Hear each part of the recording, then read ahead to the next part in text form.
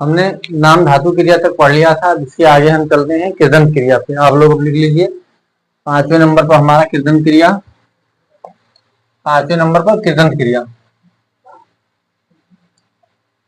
कृदंत क्रिया, कृदंत क्रिया किसे कहते हैं? जिसमें ना प्रत्यय छोड़कर अन्य सभी प्रत्यय लगते हैं उन्हें हम क्या कहते हैं? कृदंत क्रिया। इसमें क्या, इसकी परिभाषा ना प्रत्यय छोड़कर, ना प्रत्यय छोड़कर अन्य सभी प्रत्यय, अन्य सभी प्रत्यय होते हैं, अन्य सभी प्रत्यय उन्हें उन्हें उन्हें क्या कहते हैं? कृदंत क्रिया कहते हैं। जिसमें ना प्रत्यय छोड़कर अन्य सभी क्रिया लगते हैं उन्हें कृदंत क्रिया कहते हैं। जैसे खेल है शब्द, खेल, खेल एक हमारा क्या है? मूल धातु है। किसे को बनाए वो क्या हो जाएगा? खेलेगा, खेलेगा, खेलेगी, खेलेगी। तो इसमें हम ना प्रत्यय नहीं लगाए, अन्य प्रत्यय एगा लगा दिए, से क्रिया का निर्माण हो। जैसे चल से, चल से चलेगा, चलेगी। तो ये सब क्या है? कृदंत क्रिया। जैसे हंस से हंसेगा, हंस से हंसेगा, हंसेगा, हंसेगी, हंसेगी। तो ये सब क्या है? कृदंत क्रियाएं हैं। तो आप लोगों को कृदंत क्रिया समझ में आ गया। अब हम चलते हैं अपने कृदंत क्रिया हो गया। अब हम चलते हैं संयुक्त क्रिया। संयुक्त क्रिया के 11 भेद होते वो पढ़ते हैं।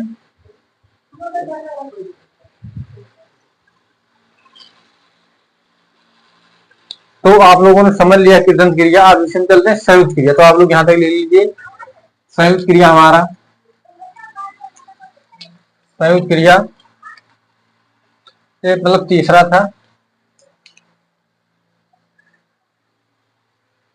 हमारा। 5वें नंबर पर है संयुक्त क्रिया।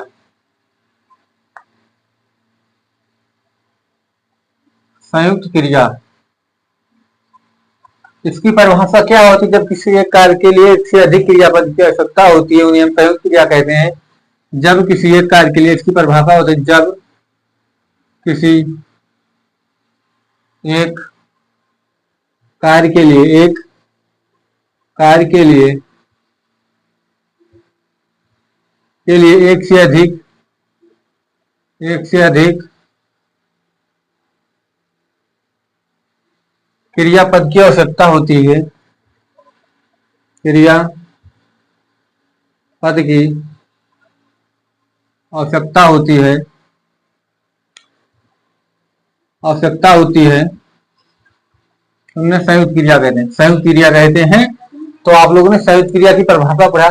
जब किसी एक कार्य के लिए एक से अधिक क्रियापद की आवश्यकता होती है तो उन्हें हम संयुक्त क्रिया कहते हैं। जैसे इसकी उदाहरण क्या है? वह मुझे मार डालेगी, वह मुझे मार डालेगी, मार डालेगी। तो इसमें आप देख सकते हैं दो क्रिया है। जैसे मार से कौन सी क्रिया बनती है? मारना। और डाल से डालना। क्या? तो मारना डालना, इसमें दो क्रिया हो गई। तो आप लोग समझे कैसे? और परिभाषा कैसे? मोहन, मोहन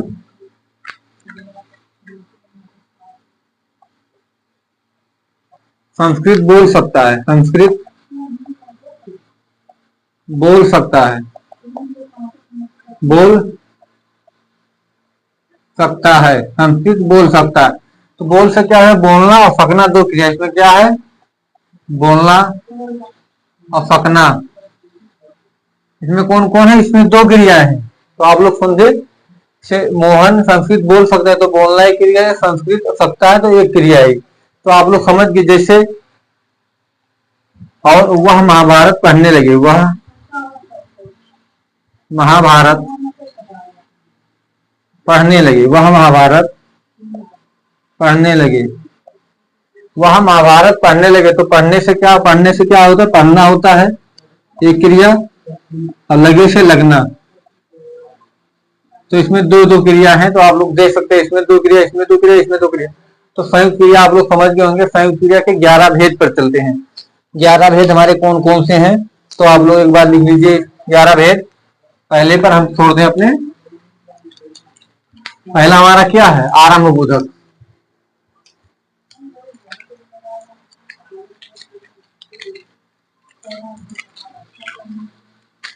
संयुक्त क्रिया के कितने भेद होते हैं,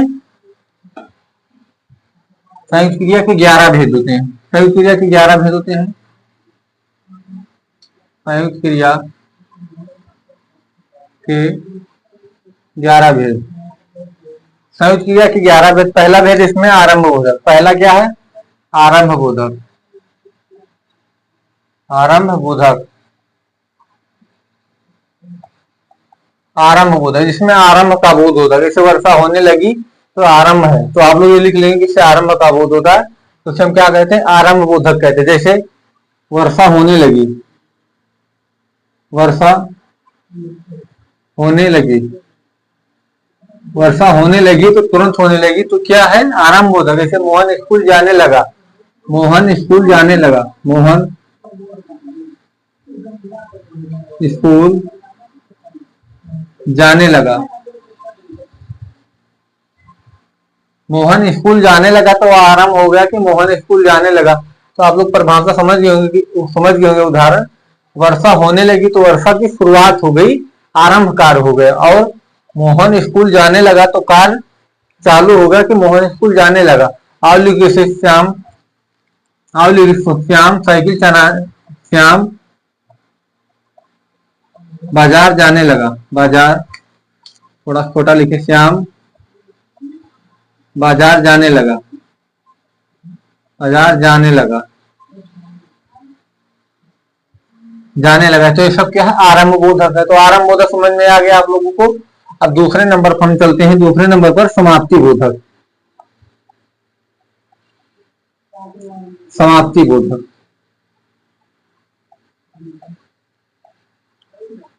समाप्ति बोधक, समाप्ति का बोध होता है। इसमें क्या कहते हैं, कि समाप्ति का बोध होता है, समाप्ति का बोध होता है। आप लोग उदाहरण लिख लीजिएगा, इसको समाप्ति का बोध होता है। जैसे राधा नाच चुकी, इसे क्या उदाहरण क्या है, राधा नाच चुकी, नाच नाच चुकी, तो क्या है, राधा नाच चुकी। तो कार्य समाप्त होगा कि राधा नाच चुकी। जैसे मोहन स्कूल जा चुका, तो यहाँ पे लिखिए जैसे मोहन स्कूल जा चुका, मोहन स्कूल जा चुका, मोहन स्कूल जा चुका, तो क्या है, समाप्ति बोधक है। कैसे, वर्षा होने नहीं, वर्षा, वर्षा हो चुकी, वर्षा हो चुकी, वर्षा हो चुकी। तो ये सब क्या है, समाप्ति बोधक का बोध कराता है, समाप्ति बोधक। 2 नंबर तक आप लोगों ने समझ लिया। अब हम तीसरे पर चलते हैं। तीसरा हमारा क्या है, अवकाश बोधक। तो आप लोग लिख लीजिए इसे। तीसरा हमारा क्या है, अवकाश बोधक। एक बार मिटा लें फिर लिखते हैं। आप लोग इसके अनुसार जरूर लेते हैं। आप लोग खुद उदाहरण सुनाए, अवकाश बोधक। चौथे नंबर पर आप लोग अब हेडिंग डाल लीजिए, 2 हो गया। तीसरे नंबर पर अवकाश बोधक, अवकाश, अवकाश बोधक, अवकाश, अवकाश, अवकाश का बोध। जैसे श्याम बाजार नहीं जा पाया, तो क्या उसमें अवकाश हो गया। तो अवकाश बोधक का आप लोग उदाहरण आपको बता, इसकी परिभाषा लीजिए। इसमें अवकाश का बोध होता है, उसे अवकाश बोधक कहते हैं। ये जना परिभाषा है इसका। इसकी उदाहरण क्या है, जैसे श्याम बाजार नहीं जा पाया, श्याम, श्याम बाजार नहीं जा पाया, नहीं जा पाया, नहीं जा पाया, श्याम बाजार नहीं जा पाया। तो नहीं क्या, उसका अवकाश का मतलब बोध कराता है। श्याम बाजार नहीं जा पाया, अवकाश हो गया। जैसे मीरा स्कूल नहीं जा पाई, मीरा स्कूल नहीं जा पाई, मीरा स्कूल नहीं जा पाई, नहीं जा पाई। तो क्या है, अवकाश का बोध हो गया। क्या हो गया, अवकाश का बोध हो गया। जैसे रावण युद्ध नहीं जीत पाया, रावण युद्ध नहीं जीत पाया, युद्ध नहीं जीत आया, तो क्या है, अवकाश होगा कि रावण युद्ध नहीं जीतता। तो आप लोग ने तीसरा समझ गया होंगे। अब चौथे पर हमारा है अनुमति बोध। चौथे पे क्या है, अनुमति बोध। अनुमति बोधक। अनुमति बोधक में गया है जिसमें अनुमति का बोध कराता है उसे अनुमति बोधक कहते हैं। मतलब जो किसी को आप अनुमति दे, जैसे श्याम को बोलने दो, श्याम को बोलने दो, तो क्या आप अनुमति दे रहे हैं। जैसे श्याम को बोलने दो, इसकी क्या होती है, श्याम, उदाहरण, श्याम को बोलने दो,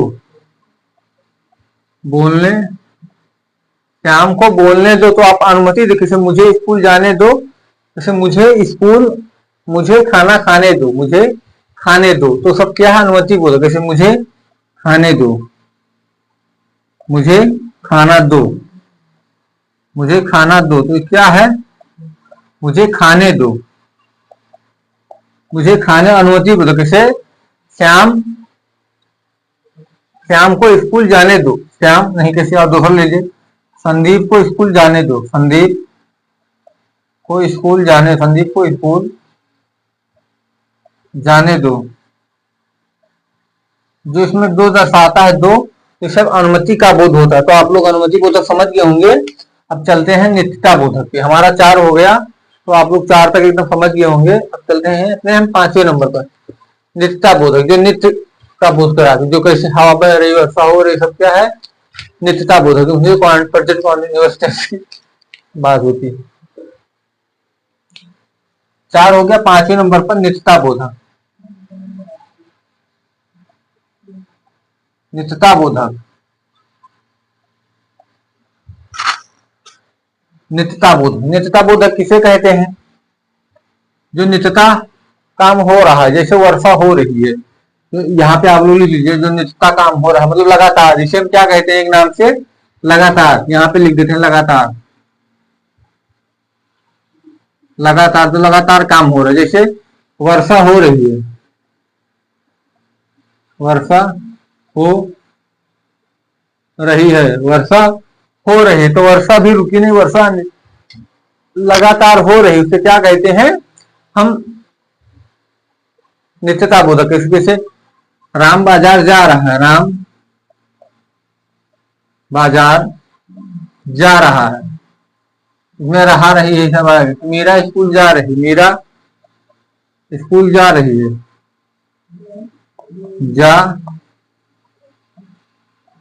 जा रही है, तो ये सब क्या है, नित्यता बोधक है। आप लोग समझ गए होंगे नित्यता बोधक किसे कहते हैं, जो लगातार काम चलता रहता है उसे हम नित्यता बोधक कहते हैं। अब हम अपने आ जाते हैं 4-5 नंबर हो गए, 6ठे नंबर पर, छठे वो आवश्यकता बोधक। 6ठा नंबर क्या, आवश्यकता बोधक। आवश्यकता बोधक, जिसमें आवश्यकता बोधक, इसे मीरा को खाना बनाना पड़ता है, मतलब आवश्यकता, वैसे सोहन को स्कूल जाना पड़ता है, लिख लीजिए यहाँ पे, सोहन को स्कूल जाना पड़ता है, स्कूल जाना पड़ता है, जाना पड़ता, सोहन को स्कूल जाना पड़ता है, तो ये सब क्या है, मतलब उसकी आवश्यकता के कारण उसे स्कूल जाना पड़ता है। जैसे किशन को काम करना पड़ता है, किशन को, किशन को काम करना पड़ता है, किशन को काम करना पड़ता है, तो ये सब क्या है, आवश्यकता बोधक है। और इसके आगे आप लोग समझ लीजिए, किसी मुझे खेती करनी पड़ती, क्या, मुझे खेती करनी पड़ती है, मुझे खेती करनी पड़ती, खेती करनी पड़ती है, करनी पड़ती है, मुझे खेती करनी पड़ती है, सब क्या है, आवश्यकता बोधक है। तो आप लोगों ने आवश्यकता बोधक भी समझ लिया, जिसमें आवश्यकता का दर्शाता है, आवश्यकता बोधक से आवश्यकता बोधक, आप लोग स्क्रीनशॉट ले लीजिए। उसके आगे अब चलते हैं निश्चय बोधक। निश्चय बोधक, फिर इच्छा बोधक, अभ्यास बोधक, और बचे हैं पुनरुक्ति बोधक और शक्ति बोध। यही 6 हो गए हमारे।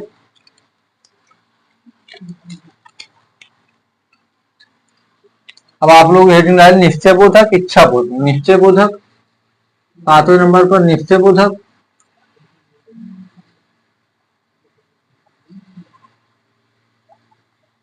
निश्चय बोधक और इच्छा बोधक। 8वें नंबर पर इच्छा बोधक।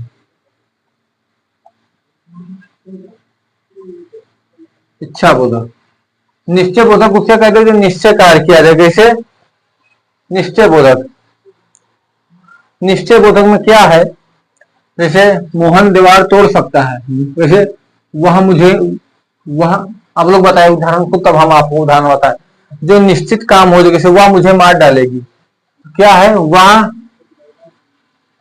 मुझे मार डालेगी, वह मुझे मार डालेगी। तो क्या निश्चय ले लिया कि वह मुझे मार डालेगी। जैसे और आप लोग उदाहरण बताया, कैसे सोहन ने कहा, अब करके दिखाऊं कैसे। सोहन ने कहा, सोहन ने कहा अब करके दिखाऊंगा, करके दिखाऊंगा, दिखाऊंगा मतलब अब करके दिखाऊंगा। तो आप लोग निश्चय बोधक ही समझ ले। इसके उदाहरण हमने आपको दे, जो निश्चय भी कार्य करे उसे निश्चय बोधक मतलब निश्चय बोधक कहते हैं। इच्छा बोधक जो इच्छा से बोल कैसे, वह बाजार जाना चाहती है, क्या है, इच्छा, उसकी इच्छा क्या कह रहे हैं, वह बाजार, सब मैं बाजार जाना चाहती हूँ, मैं, वह बाजार, मैं बाजार जाना चाहती हूँ, मैं बाजार जाना चाहता हूँ, मैं बाजार जाना चाहता हूँ। तो क्या है उसकी इच्छा, जैसे मैं गाना गाना चाहता हूँ, जैसे मैं पढ़ाना चाहता हूँ, तो सब क्या इच्छा बोधक। जैसे मैं पढ़ाना चाहता हूँ, पढ़ाना चाहता, मैं पढ़ाना चाहता हूँ, तो सब क्या है, इच्छा बोधक में है, जो इच्छा का बोध कराता है। तो आप लोग इच्छा बोधक समझिए से, वह स्कूल जाना चाहती है, वह स्कूल जाना चाहती है, वह स्कूल जाना चाहती है। तो सब क्या है, इच्छा बोधक, उसकी इच्छा को दर्शाता है, उसे हम क्या कहते हैं, इच्छा बोधक कहते हैं। तो आप लोग इसी अनुसार ले लीजिए। अब हमारा चलते हैं 10 और 3 ठो और बचा।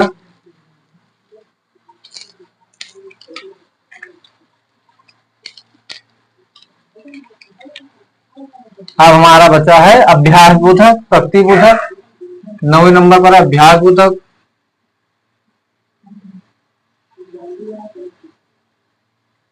अभ्यास बोधक 10 नंबर पर है शक्ति बोधक। शक्ति बोधक 11 नंबर पर है हमारा पुनरुक्ति बोधक।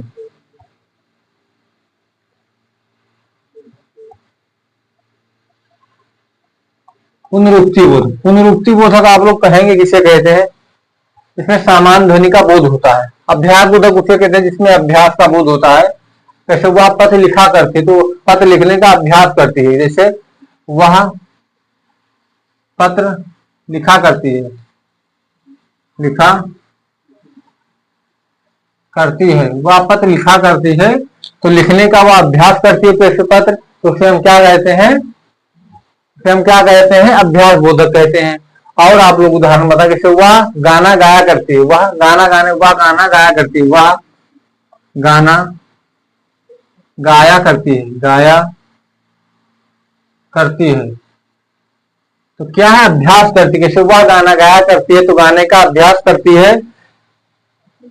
और आप लोग बता, जैसे वह बाजार जाया करती है, वह बाजार जाया करती है, जाया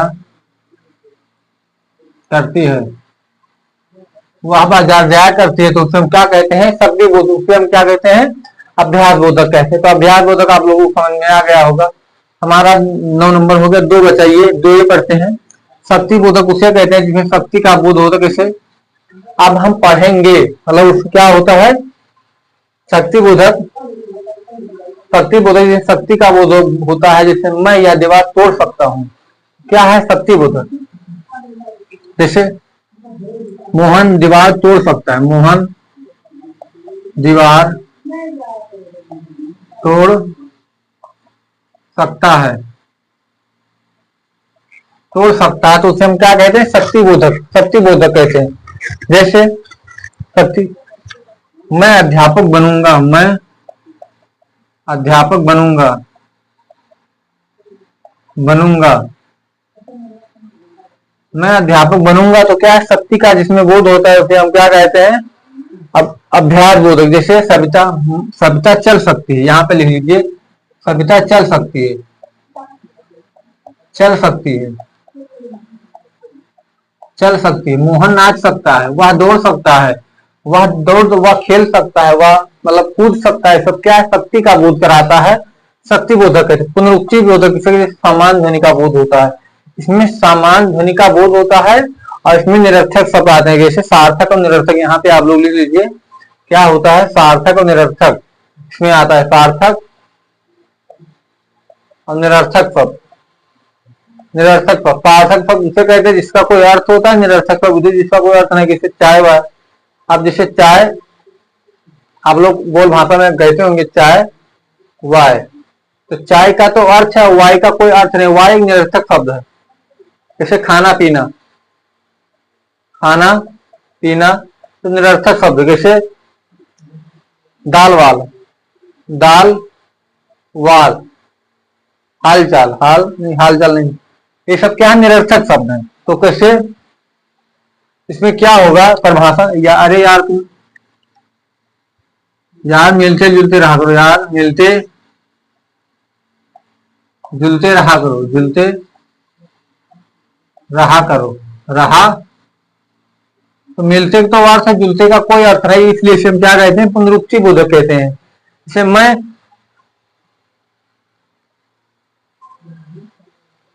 और आप लोग बताइए, जैसे मैं खाना पीना खाया, मैं खाना पीना खा चुका, मैं खाना पीना खा चुका, खा चुका, तो उसको क्या कहते हैं? पुनरुक्ति बोधक। कैसे? वह, अरे यार चाय वाय पिए, क्या होगा? कैसे? मैं चाय वाय पी सका, मैं चाय वाय पी चुका, मैं चाय वाय पी, चाय वाय पी चुका, पी चुका है। सब क्या है? पुनरुक्ति बोधक। तो आप लोगों को पूरा एकदम समझ में आ गया होगा। संयुक्त क्रिया के 11 भेद। संयुक्त क्रिया के हमने आपको परिभाषा बताया, जब किसी एक कार्य के लिए एक से अधिक क्रियापद की आवश्यकता होती है। संयुक्त क्रिया कहते हैं, जैसे मुंगा मुझे मार डालेगी, तो मारना और डालना दो क्रिया हो गई। तो संयुक्त क्रिया को आपको हमने परिभाषा बताई, इसकी 11 भेद बताया, तो आप लोगों को समझ में आ गया होगा। अब हमारी बच्ची है 3 क्रिया है, जो प्रयोग के आधार पर समान, सहायक, सजातीय क्रिया।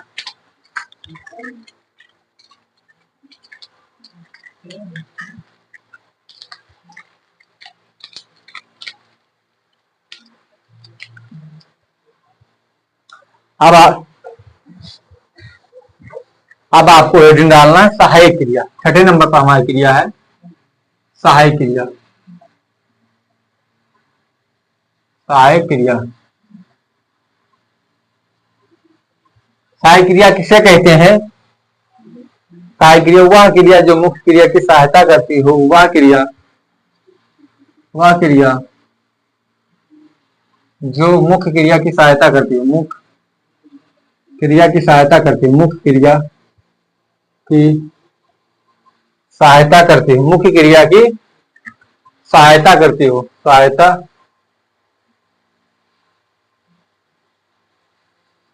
देखिए आप लोगों को दिखता है कि नहीं?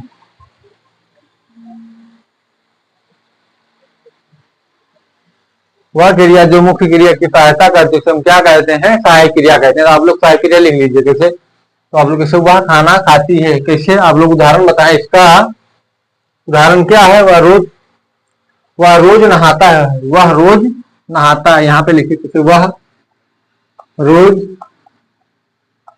नहाता है, वह रोज नहाता है। तो नहाना और रोजाना, तो इसकी ये सहायता करती है, जो ये क्रिया है जो इस क्रिया की सहायता करती है, उन्हें हम क्या कहते हैं? सहायक क्रिया कहते हैं। वह खाना बनाता है, जैसे वह खाना बनाता है, बनाता, तो खाना बनाना, बनाना इसकी सहायक क्रिया है। इसे हम क्या कहते हैं? संयुक्त क्रिया कहते हैं। फिर इसके बाद सहायक क्रिया, और आप लोग बताइए, वह बाजार जा रहा है, वह बाजार जा रहा है, वह बाजार जा रहा है, तो जा रहा है तो बाजार सिर्फ सहायक होगी, तो आप लोगों को सहायक क्रिया समझ में आ गई होगी। आप लोग बताएं। हम चलते हैं सामान्य क्रिया पर, अपने 7वें नंबर पर हमारा है, 7वें नंबर पर सामान्य क्रिया।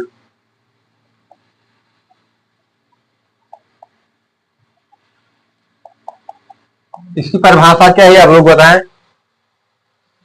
परिभाषा, जब क्रिया को पूरा करने के लिए, जब क्रिया को पूरा करने, जब क्रिया को पूरा करने के लिए, पूरा करने के लिए सिर्फ एक पद की आवश्यकता होती है, सिर्फ एक पद की आवश्यकता होती है, सिर्फ एक पद की आवश्यकता, सिर्फ एक पद की आवश्यकता होती है, उन्हें सामान्य क्रिया कहते हैं। क्या कहते हैं? सामान्य क्रिया, सामान्य क्रिया, सामान्य क्रिया कहते हैं। क्या कहते हैं? सामान्य क्रिया कहते हैं। जिसमें जब क्रिया को पूरा करने के लिए सिर्फ एक पद की आवश्यकता होती है, उन्हें हम सामान्य क्रिया कहते हैं। जैसे सीमा आई,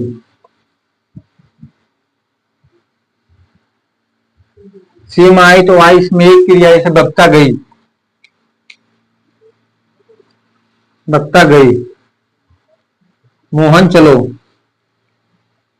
मोहन चलो, श्याम जाओ, श्याम जाओ। तो इसमें क्या है आप लोग देख सकते हैं, सिर्फ एक क्रियापद की आवश्यकता होती है, सिर्फ एक क्रियापद की आवश्यकता होती है, उन्हें हम सामान्य क्रिया कहते हैं। ये एक क्रिया से अधिक नहीं होती है, इसमें एक क्रिया से अधिक नहीं होती, उन्हें हम क्या कहते हैं? सामान्य क्रिया कहते हैं। सिर्फ एक क्रियापद की आवश्यकता होती है, उन्हें हम सामान्य क्रिया कहते हैं। तो आप लोग समझे सामान्य क्रिया किसे कहते हैं? अवसहायक क्रिया, वह क्रिया जो मुख्य क्रिया की सहायता करती हो, उन्हें हम क्या कहते हैं? सहायक क्रिया। सुबह रोज नहाता तो नहाना क्या है? उसकी सहायक क्रिया। तो आप लोग ये समझ गए होंगे। अब लास्ट पे चलते हैं हम सजातीय क्रिया पे। सजातीय क्रिया क्या है? आप लोग हेडिंग डाल लीजिए, सजातीय क्रिया। इससे आप लोग एक बार वन डाउन कर लीजिए, मतलब नोट डाउन कर लीजिए।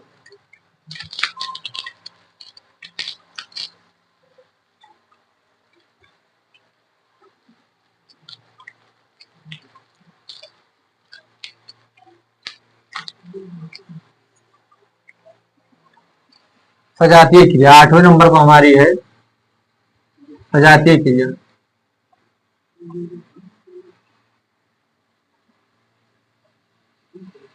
इसकी परिभाषा क्या होती है? इसकी परिभाषा क्या होती है? परिभाषा, जब जब एक क्रियापद को दो रूपों में लिखा जाए, जब एक क्रियापद को, जब एक क्रियापद को दो रूपों में लिखा जाए, दो रूपों में लिखा जाए, दो रूपों में लिखा जाए, लिखा जाए, लिखा जाए तो वहां सजातीय क्रिया होती। क्या? सजातीय क्रिया, सजातीय क्रिया, सजातीय क्रिया होती। जब एक क्रियापद को दो रूपों में लिखा जाए, उसे सजातीय क्रिया कहते हैं। जैसे आप लोग बताएं, जैसे महाराणा प्रताप कई लड़ाइयां लड़े, महाराणा प्रताप कई लड़ाइयां लड़े, लड़ाइयां लड़े। तो इसमें लड़े और लड़े, इसमें दो क्रियापद आ गई जो दो रूपों में लिखा गया। तो एक लड़ाइया, फिर लड़े, तो दो क्रियापद मतलब दो रूपों में लिखा गया, इसे हम कहते हैं सजातीय। जैसे घोड़ा हिनना रहा, घोड़ा हिनना रहा, घोड़ा हिना रहा,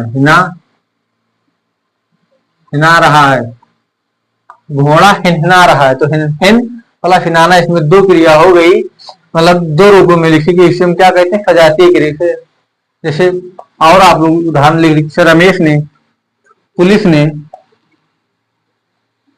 पुलिस ने रमेश को, पुलिस ने रमेश को पुलिस ने रमेश को बहुत मार मारी, बहुत मार मारी।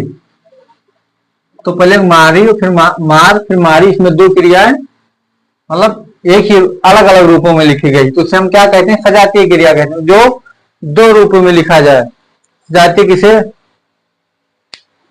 और हमने खाना खाया, हमने खाना खाया, तो ये दो के रूपों में लिखा जाए। तो आप लोगों को आप बताएं कि 8वें नंबर पर जो हमारा है सजातीय क्रिया समझ में आया, तो इसके चलते कुछ अन्य क्रियाएं बची, कैसे यौगिक क्रिया, रूढ़ क्रिया, क्रियार्थक क्रिया, अनुकरणात्मक क्रिया, समापका, समापक, अभी 6 क्रिया बची हैं जो हम आपको बताते हैं। तो आप लोग एक बार इसे कर ले लीजिए। जो दो रूपों में लिखा जाए उसे हम क्या कहते हैं?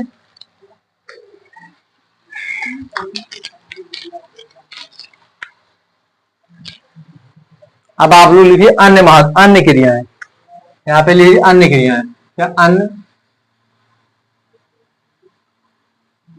अन्य क्रियाएं, जैसे एक हमारा क्रियार्थक क्रिया,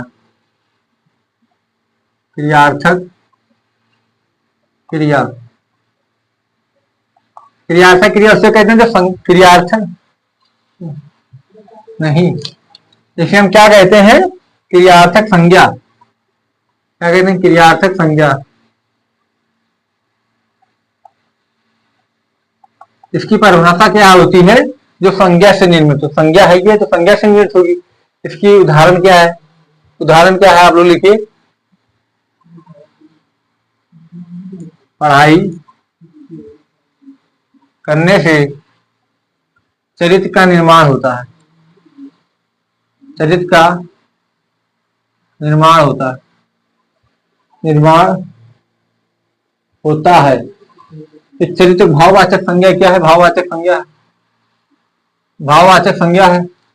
तो इसमें क्या है? संज्ञा। तो इसमें चरित्र से क्या हुआ? क्रिया का निर्माण हुआ, इसे हम क्या कहते हैं? क्रियार्थक क्रिया। जैसे और आप लोग उदाहरण से, दौड़ना स्वास्थ्य के लिए, दौड़ना स्वास्थ्य के लिए अच्छा होता है, दौड़ना स्वास्थ्य के लिए लाभदायक होता है, स्वास्थ्य स्वास्थ्य के लिए लाभदायक होता है, लाभदायक।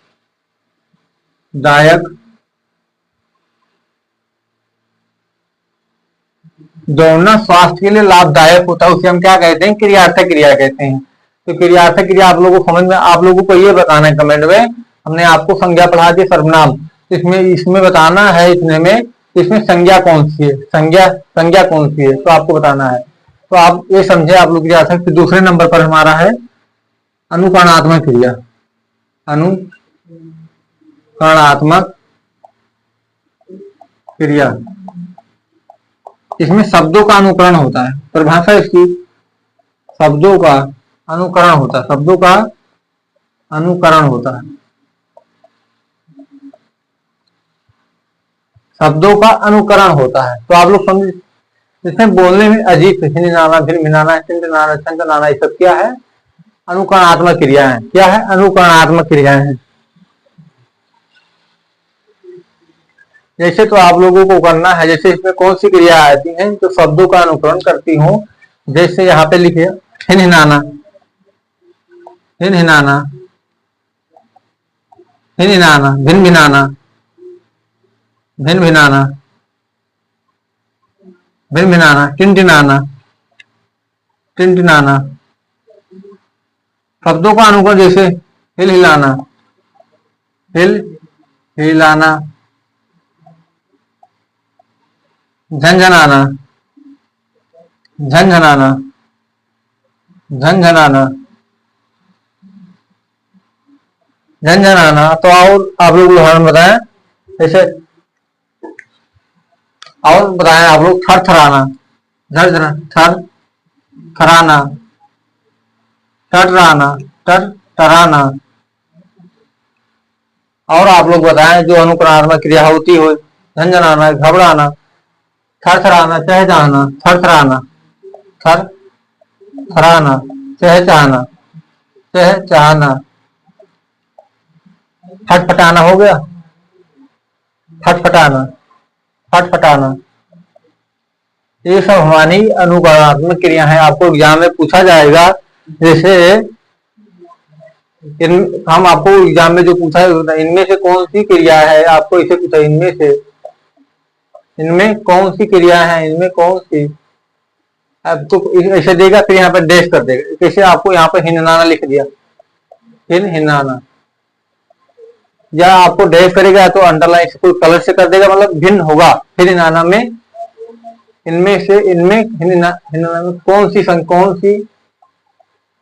सी क्रिया है, कौन सी क्रिया है, तो आपको यही रहेगा अनुकरणात्मक क्रिया, नाम धातु क्रिया, संयुक्त क्रिया, पूर्वकाली। तो आपको क्या बताना है, अनुकरणात्मक क्रिया। तो आप लोग इसे समझ गए होंगे। अब हम चलते हैं अपने किस नंबर पे, समाप्त क्रिया, असमाप्त क्रिया। नहीं, अभी हमारी क्रिया बची है यौगिक क्रिया। चार क्रियाएं बची है जो पढ़ना है, यौगिक, रूढ़, समाप्त, असमाप्त क्रिया। तो उसके बाद क्लास एंड होगी।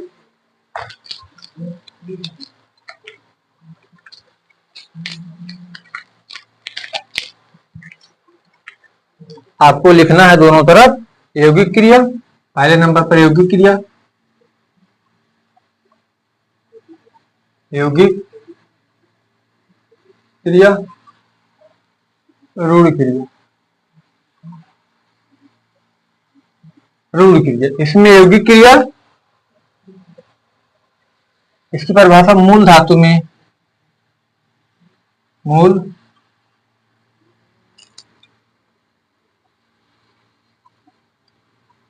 मूल धातु में ना प्रत्यय छोड़कर अन्य सभी प्रत्यय, अन्य सभी प्रत्यय।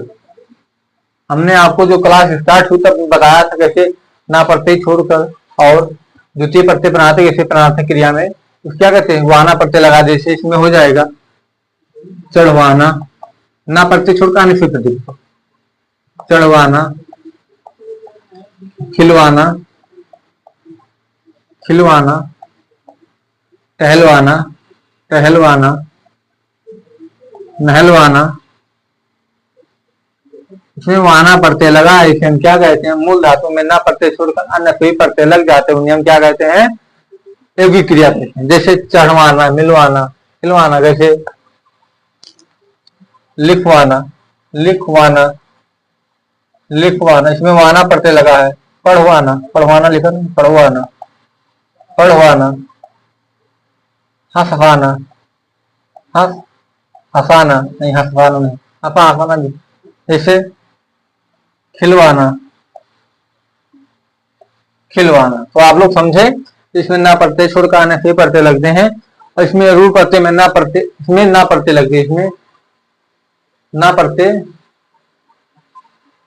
लगते हैं, अन्य कोई प्रत्यय नहीं, अन्य कोई प्रत्यय नहीं, अन्य कोई प्रत्यय नहीं, अन्य कोई प्रत्यय नहीं। जैसे यहीं से आलू के चढ़वाना से हमने बताया था चढ़ना, इसमें आना प्रत्यय लगा दीजिए, इसमें ना, चढ़ना, मूल धातु में ना प्रत्यय, मूल एक क्रिया का निर्माण है और ये मूल धातु है।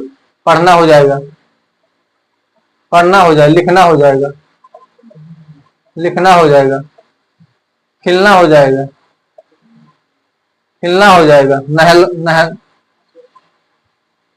नहल नहलाना हो जाएगा, नहलाना हो जाएगा, फिर खिल खिलाना हो जाएगा, खिलाना हो जाएगा, चढ़ाना हो जाएगा, चढ़ाना हो जाएगा। तो इससे निर्माण होती है यौगिक क्रिया और रूढ़ क्रिया। आप लोगों ने समझ में आ गया होगा यौगिक क्रिया किसे कहते हैं और रूढ़ क्रिया किसे कहते हैं। अब हम चलते हैं अपने लास्ट क्रिया पर, समाप्त क्रिया, असमाप्त क्रिया। उसके बाद क्रिया समाप्त हो जाएगी।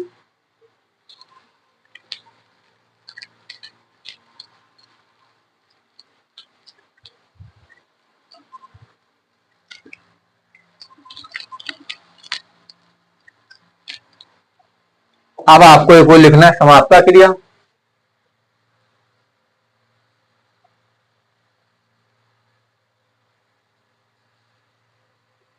समाप्त क्रिया दूसरे नंबर पर लिखा है। असमाप्त क्रिया,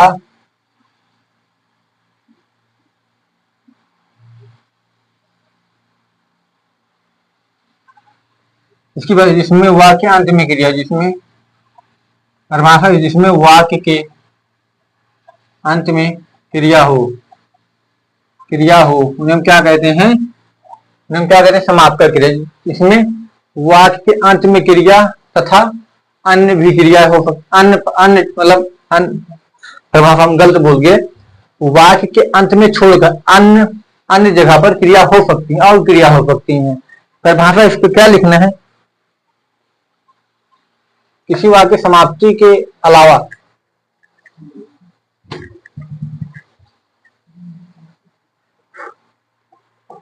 किसी वाक्य के समाप्ति के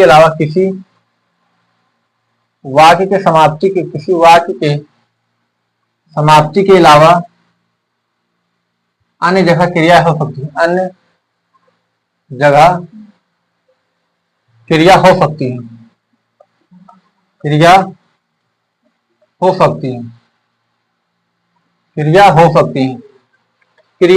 उन्हें हम क्या कहते हैं, समाप्त क्रिया कहते हैं। जैसे इसमें हम क्या कहते हैं, इसकी परिभाषा क्या है तो आप लोग बताएं। जैसे मोहन खाना खा रहा है, मोहन खाना खा रहा है,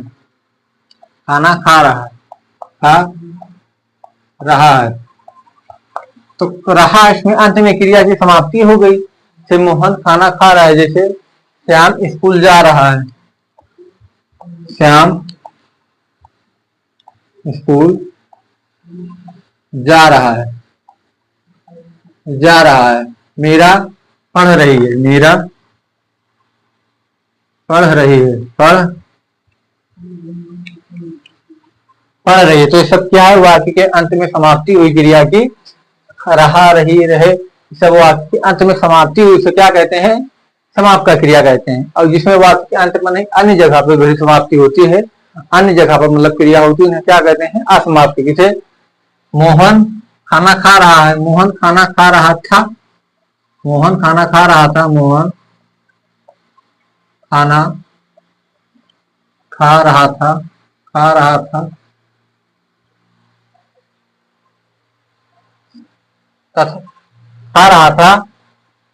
था कि श्याम चल पड़ा, तो पड़ा क्या है, क्रिया हो गई, जो दो जगह क्रिया होगी। एक कैसे मोहन खाना खा रहा था कि श्याम चल पड़ा, तो क्रिया है कि यहाँ पर पढ़ना, यहाँ पे रहा, तो इससे दो क्रियाएं हो गई। और वैसे यहाँ पे देखिए, जैसे श्याम स्कूल जा रहा है, श्याम स्कूल जा रहा है, जैसे मेरा घर आ गई, इसमें दो क्रियाएं हो गई। तो आप लोग अब लिख दीजिए, यहाँ पे क्रिया एंड हुई, एंड हो गई क्रिया।